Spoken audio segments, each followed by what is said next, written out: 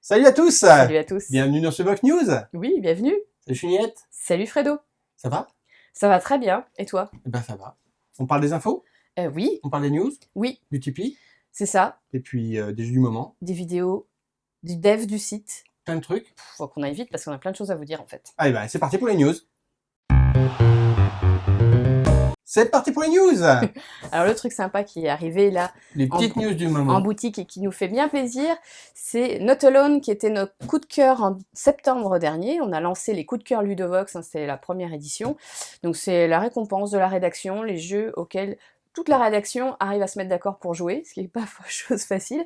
Et donc dans cette sélection, il y avait Not Alone, et là on a découvert que l'éditeur avait mis un petit, notre petit macaron en fait de coup de cœur Ludovox dessus. Donc maintenant les boîtes de Not Alone, il y a notre petit logo, donc on est content. On est content, c'est voilà. Notre première marque de fabrique officielle dans les boutiques, donc maintenant il y a un peu de Ludovox dans les boutiques, c'est cool. Pas que des macarons d'ailleurs, ça me fait penser à une transition toute faite, parce que dans certaines boutiques, on trouve aussi parfois des petits QR codes qui nous emmènent vers des ludochronos que l'on réalise, on en a déjà parlé le mois dernier, parce qu'il y a pas mal de boutiques et de bars à jeux qui utilisent les QR codes pour autocoller leur boîte. Et d'ailleurs, maintenant, il y a des éditeurs, donc si vous êtes éditeur et que ça peut vous intéresser, qui nous contactent avant la production de leur jeu pour mettre le QR code directement sur la boîte, bien propre et tout. Et du coup, c'est inclus directement sur la couverture, quoi. Donc ça, c'est quand même pratique. Les gens qui travaillent dans les boutiques, dans les assos, tout ça, ils gagnent du temps, ils vont directement voir la petite vidéo avec Thomas ou avec Humberling. Et du coup, ils ont une petite présentation du jeu qui est, voilà. Et ça, c'est plutôt cool. On voit que notre format est quand même de plus en plus reconnu, notamment autour des joueurs avec le nombre de vues. On en a parlé le mois dernier, qu'on a fait changer des milieux de chrono, mais aussi auprès des professionnels, parce qu'on a beaucoup de bars à jeux qui utilisent nos QR codes, mais beaucoup de boutiques, parce qu'on a beaucoup de boutiques qui nous disent j'ai pas le temps de regarder des vidéos d'une demi-heure d'explication de jeu, j'ai besoin de trucs courts avec tous les jeux qui sortent ce mois-ci.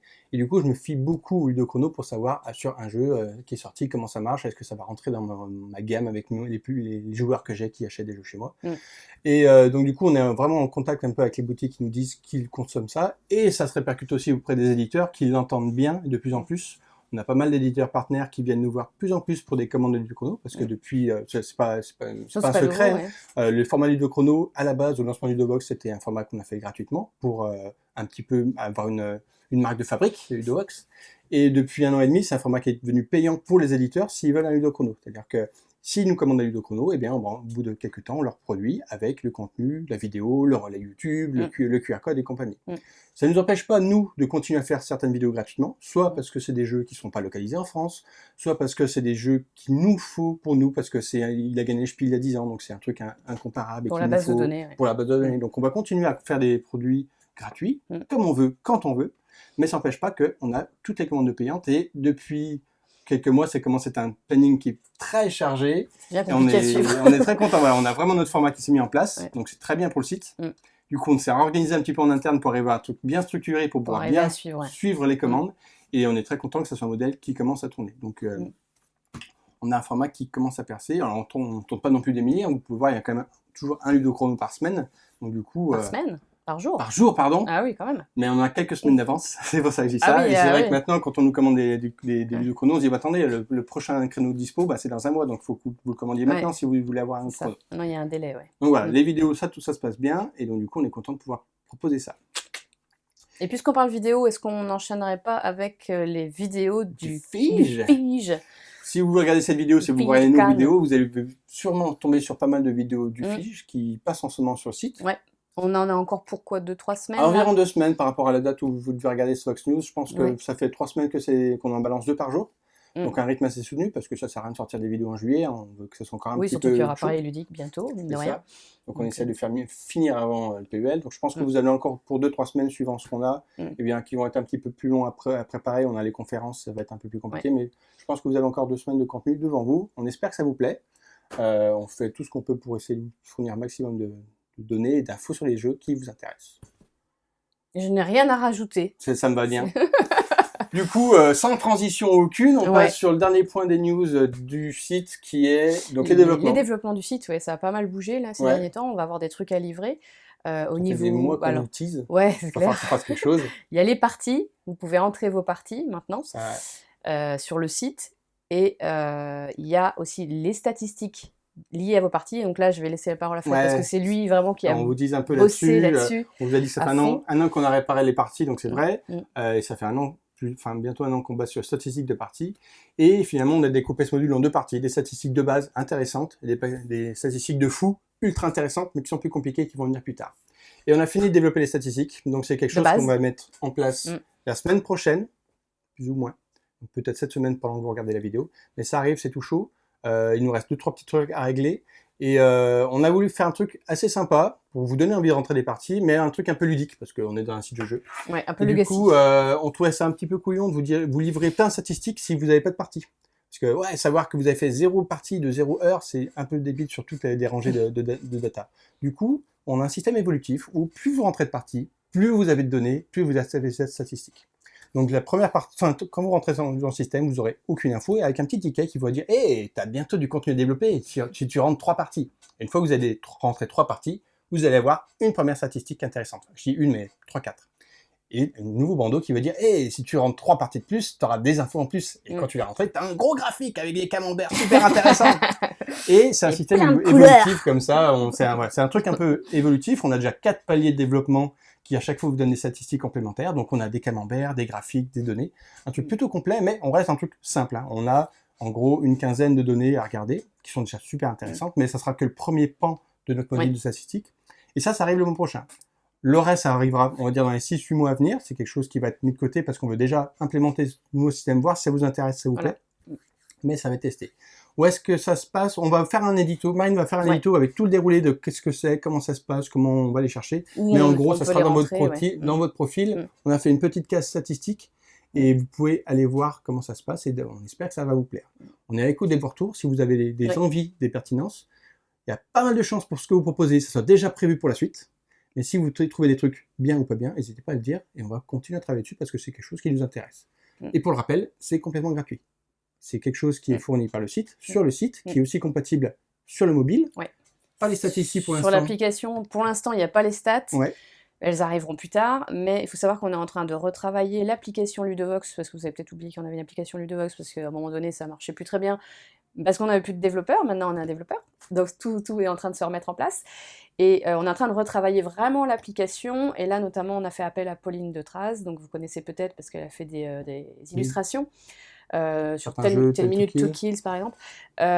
Et donc elle travaille sur l'ergonomie de l'application en ce moment même, et bientôt on va pouvoir rentrer les parties aussi directement depuis le smartphone, ce qui sera super pratique. Enfin moi je sais que je le fais déjà un petit peu, c'est quand même plutôt sympa. On va repenser grâce à l'ergonomie grâce au développeur pour que ça soit quelque chose de plus fluide, plus agréable, et qu'on va implémenter aussi les statistiques, puis un nouveau système de rentrer ses partenaires et ses collègues de jeu parce que c'est pas encore idéal pour l'instant. Donc ça c'est quelque chose qui dans l'idéal arrivera dans les mois ou 2 mois qui arrivent. Et ça sera pour l'évolution de l'application.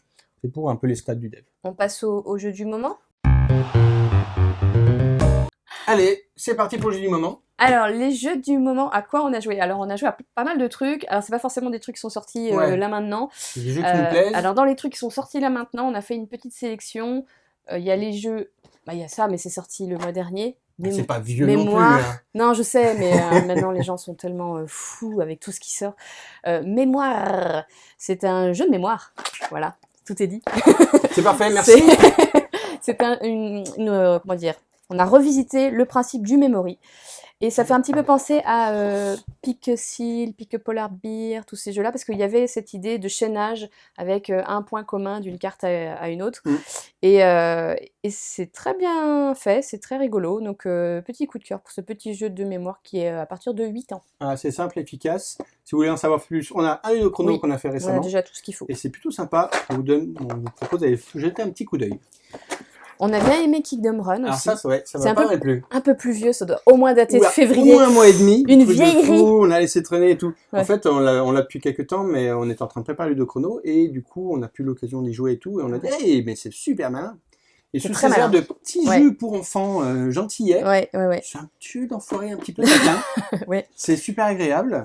Alors, c'est un jeu de quoi? Dis-moi. Ça reprend le principe de là où aller, en fait. C'est ça qui est assez sympa dans ce jeu. Ouais. En partie, ouais. On va lancer les dés qui vont donner des actions pour notre petite équipe, et c'est une course. Donc, on va essayer d'aller franchir la ligne le plus vite possible, sachant qu'on a aussi le droit d'interagir directement avec les pions des autres joueurs.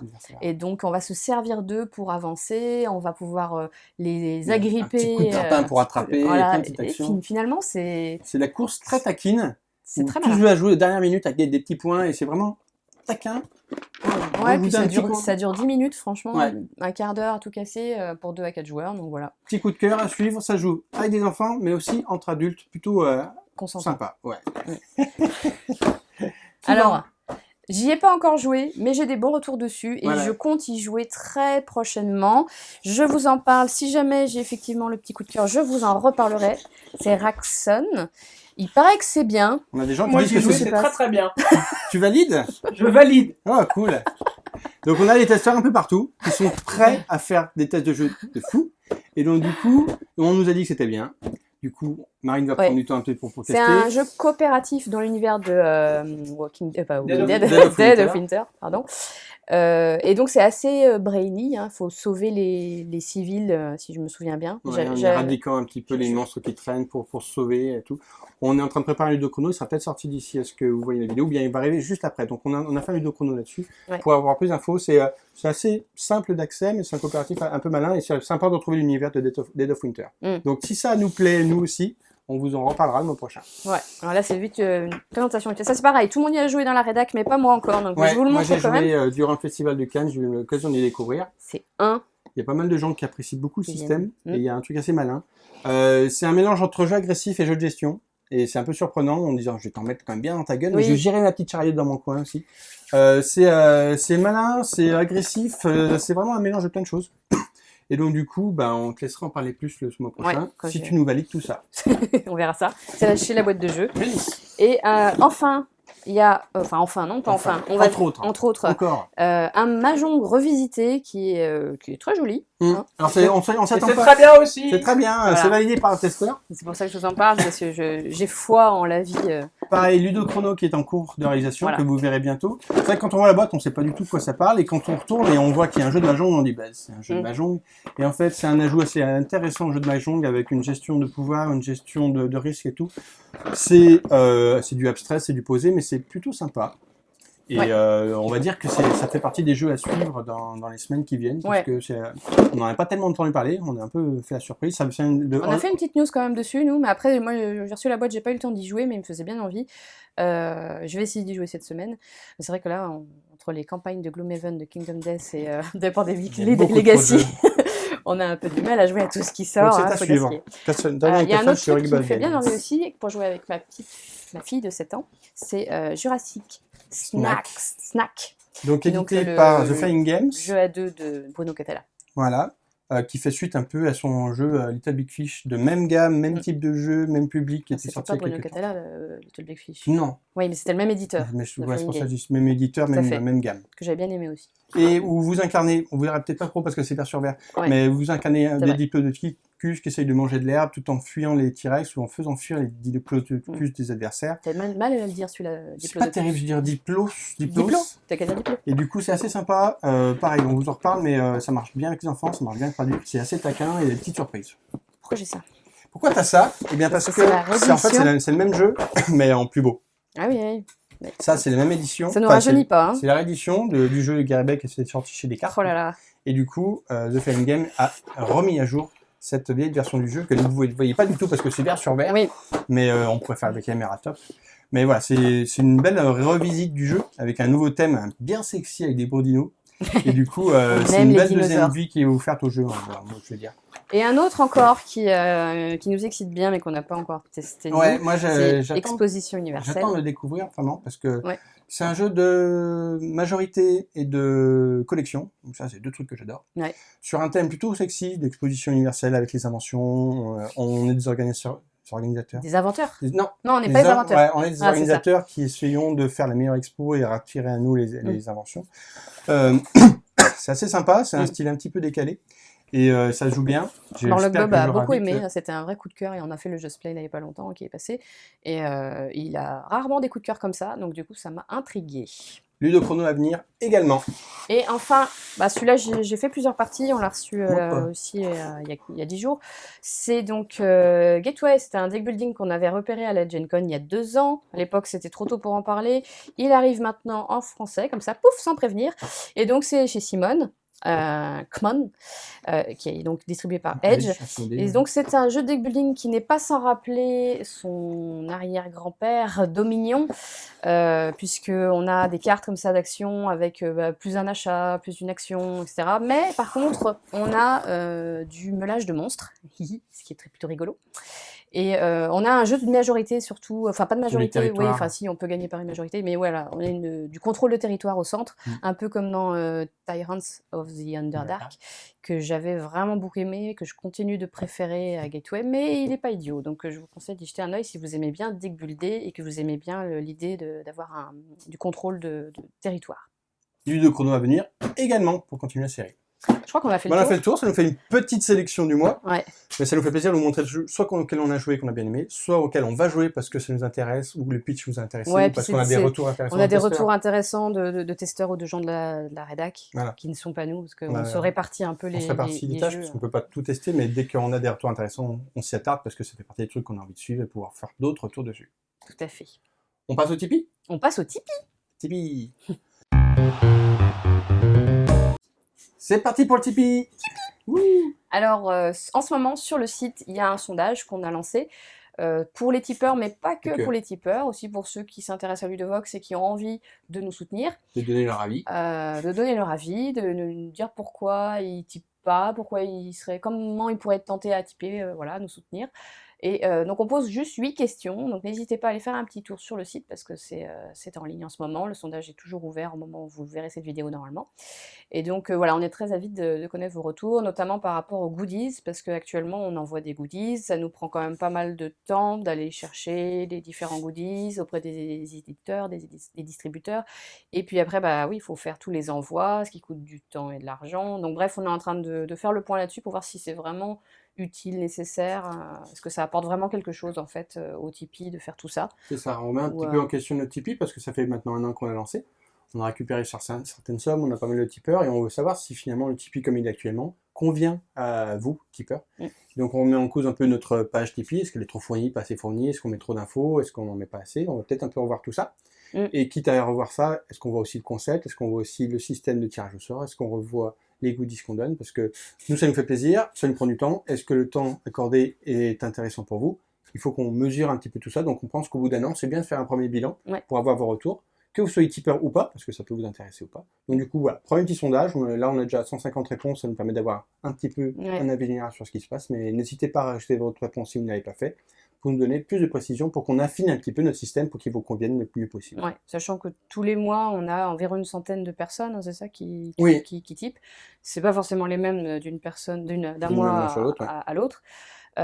Donc c'est pas, voilà, on est en train de sonder les personnes qui nous typent en ce moment, mais si vous avez typé il y a 1 an, ou voilà, vous pouvez répondre aussi. Voilà, c'est vraiment ouvert à tout le monde. Et puis on verra après si on continue sur. Tant qu'on n'est pas 2 millions, tant que vous n'avez pas 2 millions, on va continuer pour essayer d'améliorer le système. De toute façon. Alors on voulait dire autre chose, c'est justement. Avant de changer le système ou pas, pour l'instant, on a encore des goodies à vous offrir. Ouais, on a des goodies sympas qu'on nous a envoyés il y a quelques temps ou récemment. Et un qui va aller pour la brouette et un pour le baluchon. Donc le baluchon, c'est quand on a 15 € par trimestre et puis la brouette pour 40 €. Et donc le premier, c'est réservé aux personnes qui sont dans la brouette. Et c'est un goodies pour le jeu Attack of the Jelly Squad. Non. Monster. Il a changé de nom, je me suis fait avoir, c'était obligé. Le dernier libellude. Voilà, c'est le truc avec la gelée, ce taureau, super sympa. Jeu de rapidité, majorité et tout. Et on a un petit plateau alternatif, une zone de collecte alternative avec des nouveaux pouvoirs qui sont exclusifs pour les personnes qui demandent la brouette. La brouette, ça, ok. Et le deuxième, c'est plusieurs tuiles goodies, j'ai compte, il y en a 4. Avec, c'est Bruce Willis ou c'est Jason Statham? Alors c'est Statham, non? C'est Statham peut-être. Bruce Willis c'est encore plus beau. Ce sont des tuiles goodies pour le jeu Codenames Image. Oui. Qui ne servent absolument à rien, donc qui sont indispensables pour remplacer les tuiles de base, pour mettre des nouveaux personnages qui ont l'air cool.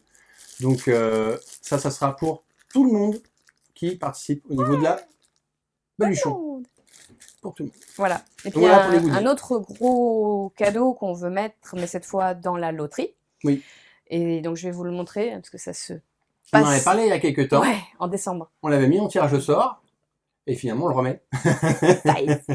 On remet un deuxième safe en tirage au sort pour le Tipeee. C'est la VF cette fois ou c'est la VO? C'est une... Que je dise pas de bêtises, hein, mais c'est une VF. C'est une vraie VF, parce que le premier c'est une VO, il me semble. Et donc ça, vous pouvez avoir la possibilité de le gagner via le tirage au sort, parmi la montagne de jeux qu'on offre dans le Tipeee. Donc on ne va pas tous les résumer, vous allez sur le Tipeee, vous aurez une image de tout le type de jeu qu'on peut vous faire gagner, soit de petits, soit un groupe, c'est vous qui choisissez. Et pour ça, il faut être tiré au sort dans notre petite liste maintenant. Donc là, j'ai fait ma petite sélection de tous les tipeurs du moment, auxquels j'ai enlevé quelques personnes parce qu'on a des donateurs qui ne veulent pas de goodies, qui ne veulent pas tirer au sort, ou bien même des gens qui sont des boutiques. On va pas envoyer des jeux aux boutiques, ça sera un petit peu mesquin, ça sera un peu dommage pour les autres tipeurs. Donc eux, je les raide à la boutique, c'est pour ça qu'on n'a pas autant de tipeurs que vous pouvez penser. On a quand même un paquet de tickets. Chaque euro vous donne un ticket. Donc du coup, on lance les dés pour savoir qui c'est qui gagne. Ok. On commence par les unités. Oui, chef. Wouhou 5. Ok. Après, je fais celui-là. Ouais, les dizaines. C'est un 6. C'est un 6. 65. 60. Ok. Il me fait moins de 7. Moins de 7 Ouais. Je vois rien. Bah tire. C'est un 8, tu peux en faire. Raté. 7. Ça passe. C'est moins de 7. Ah. C'est peut-être moins de 6. On en a inclus. Même moins de 6, je voudrais. Je sais pas d'où 2. C'est parti, j'achète le 2. Voilà. 265. Alors, qui c'est? On est là. On est sur monsieur Nicolas Radisson. Radisson. Merci. Merci Nicolas. Il n'avait jamais gagné. C'est un nouveau gagnant de la loterie. C'est cool. Tu habites où, Nicolas? T'as 5 minutes. C'est pas très loin. C'est pas loin de chez On va nous, peut-être ça. te l'envoyer à pied.